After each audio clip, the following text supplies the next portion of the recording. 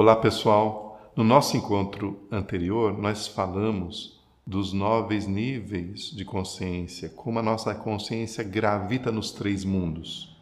No mundo da emanação, no mundo da modelação e no mundo da manifestação. Hoje é muito importante nós conhecermos os estados anímicos, porque onde a nossa consciência gravita, onde ela se conecta, onde ela se concentra, ela agrega uma energia viva. Essa energia viva que a gente vai chamar de estado anímico. É por isso que os mestres costumam dizer, presta atenção onde você põe a sua atenção, porque onde você põe a sua atenção, aquilo você será. Significa dizer também assim, presta atenção onde você põe a sua consciência, porque onde você põe a sua consciência, aquilo você é. E esse aquilo que você é, o que amalgama aquilo que você é o estado anímico. Vou dar um exemplo bem básico disso. Se acontece alguma coisa alegre na sua vida, alguma coisa que te faz feliz, alguma situação, e quando você traz aquela situação que te faz feliz num comentário com pessoas, com amigos, com família, o que acontece? Aquela situação, aquela sensação de felicidade, aquela coisa que gerou alegria é trazida também naquilo que você comenta, naquilo que você expressa.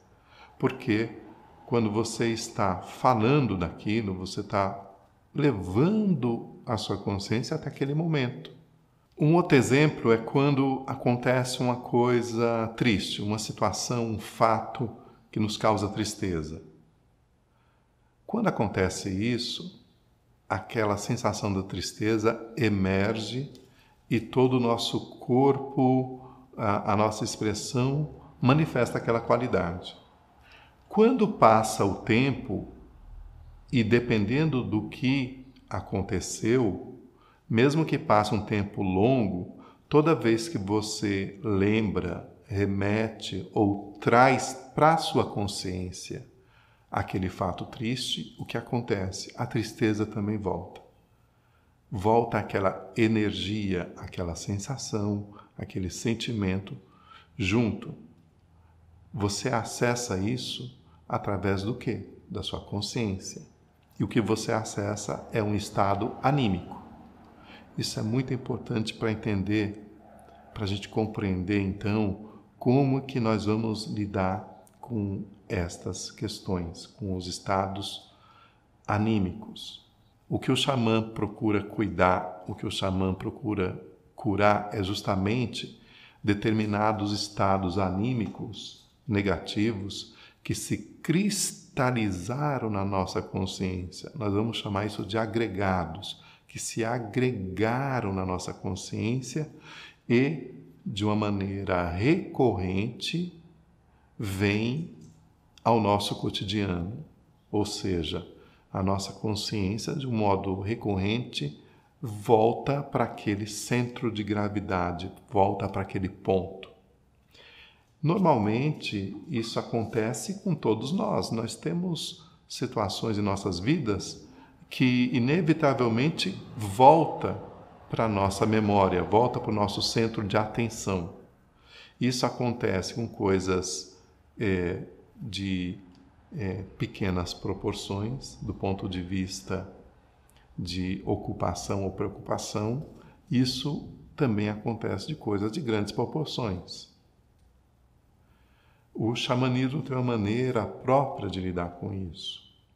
Não com as coisas pequenas que normalmente acontecem, mas com as coisas graves, com as coisas que são recorrentes, porque quando algo grave nos acontece, que nos causa transtorno e desequilíbrio, e que de um modo recorrentemente fica manifestando na nossa consciência, isso exige um cuidado maior, porque indica que algo está profundamente cristalizado em nosso interior e precisa ser dissolvido, precisa ser cuidado, precisa ser transcendido. Para vocês terem uma ideia, esses estados anímicos são importantes para o nosso ser e são importantes também para a nossa expressão. Mas existem aqueles que nos desvitalizam, existem aqueles que nos adoecem, existem aqueles que nos desestruturam e existem aqueles que nos vitalizam, existem aqueles que nos estruturam e existem aqueles que nos harmonizam. É por isso que é chamado de estado anímico, porque anímico vem de alma e alma vem de ânimo. Estado anímico é estado que nos animam, né? No entanto, existem estados anímicos que nos desanimam, ou seja, que tiram a nossa alma do centro, percebem? Então vamos falar assim de 3 estados anímicos extremamente importantes para nós, que muitas vezes nós não damos conta. O primeiro que eu quero falar é o estado do Yang, o estado da alma. Esse estado da alma é aquele lugar, vamos dizer assim, no nosso interior, onde, quando nós nos conectamos, nos causa uma motivação, nos causa um sentido. Isso acontece de modo muito inconsciente, porque isso é natural do ser, né? Percebe? Né? Quando nós tocamos em algo que faz sentido, em algo que nós motivamos, ou seja, em algo que nos motiva, nós estamos tocando no estado anímico do centro do nosso ser. Aquilo que nos causa motivação e aquilo que nos causa sentido. Esse é o estado anímico da alma. Esse estado anímico da alma, numa pessoa comum, acontece ocasionalmente. Por quê? Porque, de um modo geral, cada um de nós funciona nos níveis de consciência básico, ou seja, cada um de nós estamos tão ocupados em cuidar da nossa sobrevivência e em cuidar de padrões relacionais e em cuidar de sustentar algumas crenças que muitas vezes nós deixamos de frequentar o que eu vou chamar aqui de a casa da nossa alma. Isso se deve pelo fato de que, de um modo geral, a sociedade em que a gente vive é uma sociedade muito focada no fazer, na ação, nas coisas que têm que ser feitas. Isso, a princípio, não tem nenhum problema. O problema, a questão é que, muitas vezes, no cotidiano, pelo fato de estarmos muito focados na ação, no fazer e também no ter, nós damos pouca atenção a esse estado anímico primordial, que é o estado da alma, que é o estado daquilo que nos anima, que é o estado daquilo que nos motiva, que é o estado daquilo que faz sentido para nós. Deu para perceber? Isso é muito importante. Tem um segundo estado anímico extremamente vital para cada um de nós, mas que nós vivenciamos ele de um modo também inconsciente, ou seja, não temos consciência dele, que é o estado da cocriação. Nós já falamos da cocriação numa aula anterior. Esse segundo estado, o estado co-criativo ou co-criador, ele é fundamental, ele é primordial. Esses 2 estados, o estado de alma, que é o motivacional, e o estado que faz a vida ter sentido maior para nós, e o estado cocriativo são dois pontos no centro da nossa consciência que precisam ser desenvolvidos, precisam ser cultivados, precisam ser trazidos para a nossa consciência de uma maneira mais perseverante.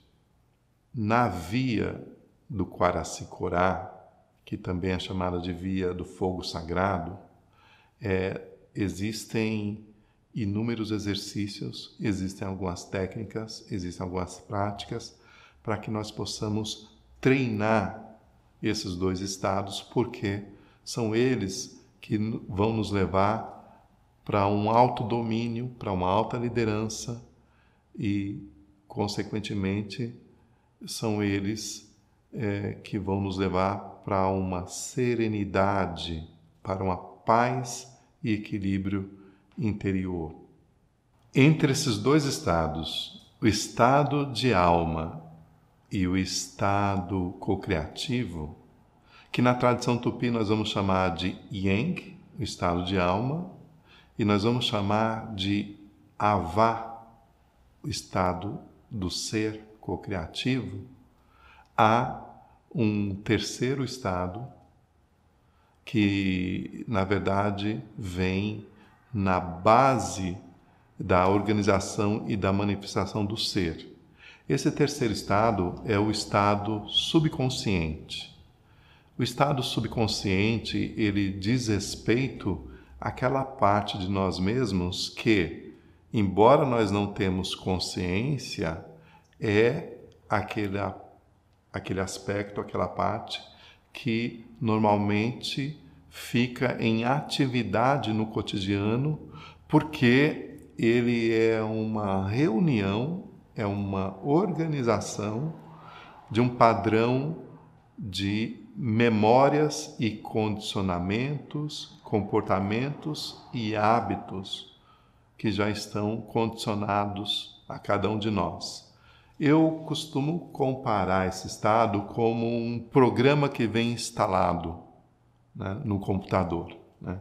Quando a gente adquire um computador, a gente abre o computador e ali já vem um programa básico instalado, um conjunto de memórias que já vem instalado, que naturalmente ele age bastando ligar. Esse terceiro estado, estado subconsciente, ele funciona mais ou menos assim em cada um de nós, que é justamente ligado aos níveis básicos da consciência. Lembra quando eu falei dos 3 níveis de consciência que forma a dimensão básica da consciência? Nível de sobrevivência, nível de pertencimento e nível autocentrado. Esse terceiro estado anímico nós chamamos na língua tupi de Bo.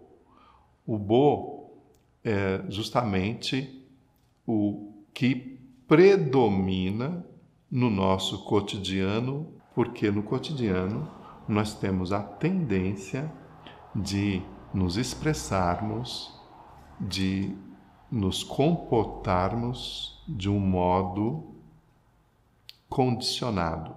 Isso é muito natural. A princípio, não há nenhum problema disso. Mas são esses 3 estados que, na tradição tupi, são importantes para serem compreendidos, conhecidos e integrados. Por quê? Quando você caminha na sua vida regido somente pelo subconsciente, você se torna, vamos dizer assim, uma pessoa comum, uma pessoa que vai cuidar da consciência básica de vida, morar, comer, dormir, trabalhar, se relacionar, né? Enfim, as coisas básicas. No entanto, o que nós costumamos dizer é que cada um de nós estamos nessa jornada de vida para algo a mais. Esse algo a mais é aquilo que faz sentido maior para você, é o seu propósito de vida. Para você acessar o seu propósito de vida, para você acessar o sentido maior que vibra dentro de você, isso vai exigir que você se conecte com esse estado de alma, de uma maneira mais frequente e de uma maneira mais presente. Mas, além disso, se você realmente quer cumprir uma jornada íntima, uma jornada que vai fazer a diferença na sua vida, vai exigir que você frequente de uma maneira mais presente esse estado co-criativo, esse estado pleno, esse estado mais profundo em você. A tradição tupi, então, vai dizer que nós podemos nos alinhar com esse estado.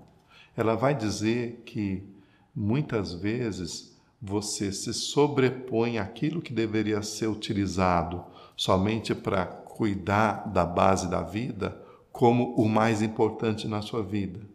E aquilo que é o sentido da sua vida, você deixa recluso. Quando isso fica recluso, a sua alma desanima e seu espírito co-criativo não se manifesta. Esses três aspectos, Avá, que representa o eu co-criativo, Yang, que representa a alma, a motivação maior que nos anima, o sentido maior que nos anima, e Bo, que representa o nosso subconsciente, ou seja, que representa aquele programa instalado de memórias, padrões, comportamentos, eles formam o eixo central para ser alinhados, integrados no nosso ser. Os antigos mestres de sabedoria dizem que o ideal é que nós sejamos regidos pelo Avá, ou seja, regidos pelo nosso eu co-criativo, pelo nosso eu maior, conduzidos pelo Yang, ou seja, conduzidos pela nossa alma, pelas nossas motivações mais íntimas, mais sagradas, pela nossa autoexpressão e servidos pelo Bo, ou seja, que as nossas memórias, padrões, condicionamentos, comportamentos estejam a serviço desses princípios superiores. Como integrar essas partes? Essa é a base agora desse desdobramento do Quaracicorá. Do ponto de vista de uma sabedoria ancestral, esses estados anímicos, eles respondem a determinadas frequências, porque a princípio são padrões vibratórios que estruturam e organizam todo o nosso sistema de vida. Esses padrões vibratórios, eles entram em ressonância harmônica com determinadas frequências, e essas frequências estão diretamente ligadas à natureza. Que frequências são essas? São as frequências que emanam de 4 princípios ou forças presentes no sistema de vida da natureza. São as forças dos elementos da terra, da água, do fogo e do ar. O som das águas correndo, por exemplo, o som de uma cachoeira, o som de pássaros cantando, o som das folhas tremulando ao vento, são frequências que ajudam, que interferem positivamente, diretamente no padrão da alma e no padrão do nosso Avá, do nosso eu co-criativo. Portanto, uma das práticas mais ancestrais de conexão com esses centros de vitalidade do ser é justamente quando você entra em sintonia com a natureza. Por isso que desde uma simples caminhada em silêncio por um parque, por uma floresta, por um lugar natural, isso imediatamente vai interferir ou colaborar positivamente para você estabelecer uma conexão anímica, uma conexão de alma e uma conexão de eu superior. Na verdade, nós sabemos isso e nós fazemos isso de um modo inconsciente. Toda vez, por exemplo, que nós estamos cansados, desvitalizados, ou muito tensos, preocupados, ou quando a gente fica muito tempo dentro de um ritmo somente centrado no fazer, ou, como eu costumo dizer, no mundo exterior, o que acontece? Nós sentimos uma grande necessidade de nos recolhermos à natureza. Nós vamos procurar um sítio, um parque, uma praia, uma montanha, um espaço que nos permita renovar as nossas energias, revitalizar as nossas energias.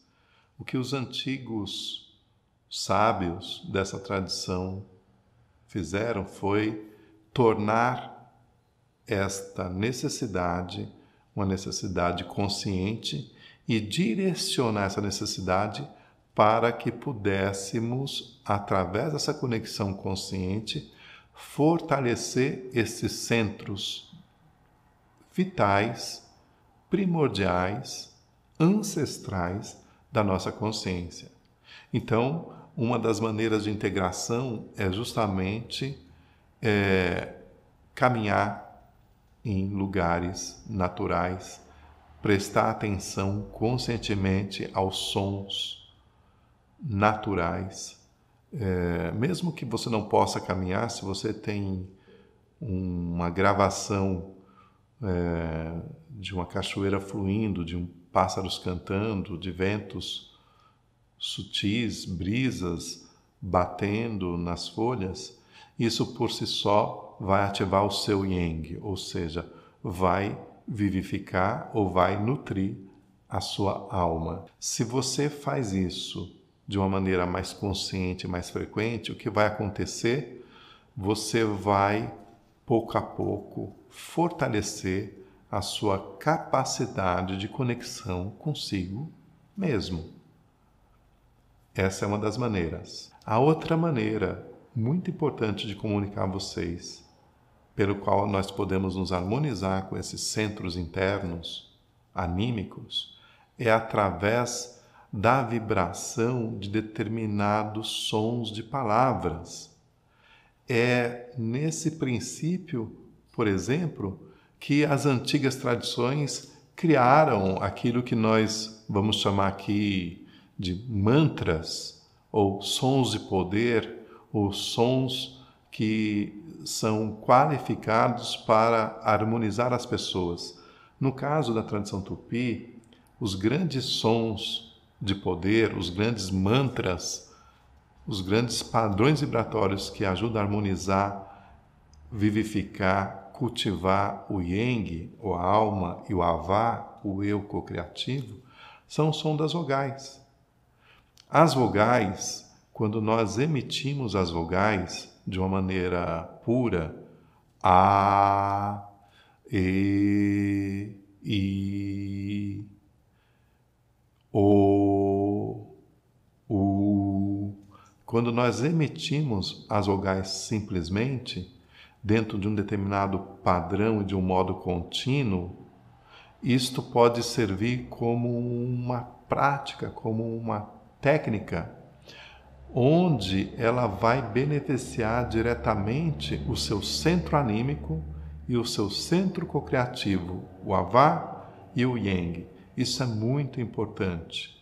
É por isso que, na maior parte das culturas chamadas indígenas, por exemplo, vocês vão perceber inúmeros ritos, inúmeras atividades, as atividades voltadas para o sagrado, onde as pessoas se reúnem em círculo e emitem somente sons vocálicos.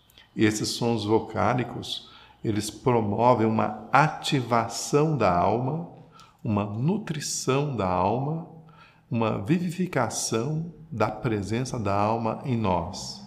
Esses modos que eu acabei de dizer para vocês formam o que eu chamo assim de o tesouro em termos de ferramentas ou técnicas para que nós possamos cuidar dos nossos centros anímicos, dos nossos centros co-criativos, né, do nosso ser interno. E em relação ao Bo, ao nosso eu subconsciente, ao nosso programa instalado, a ferramenta ideal para cuidarmos, para equalizarmos essa parte, esse centro, é nada mais, nada menos do que o silêncio. Nós utilizarmos o silêncio com mais frequência em nossos cotidianos e com mais consciência da sua importância. Ficar em silêncio é tão vital quanto se alimentar quando tem fome. É tão vital quanto dormir, descansar. É tão vital quanto trabalhar, agir. Nós vivemos numa sociedade que dá muita pouca importância ao silêncio. Mas o silêncio também tem um papel revigorador do ser. O silêncio tem um papel também reorganizador do ser. E o silêncio é uma porta por onde a gente pode organizar, vamos dizer assim, esse programa de memórias interna instalado em nós mesmos. Portanto, com a utilização e o reconhecimento da importância das vibrações da natureza, das vibrações da nossa própria fala e do silêncio, nós podemos realmente alinhar esses três aspectos. Portanto, no nosso próximo encontro, nós vamos apresentar técnicas e práticas que vai te ajudar no alinhamento desses três aspectos do ser.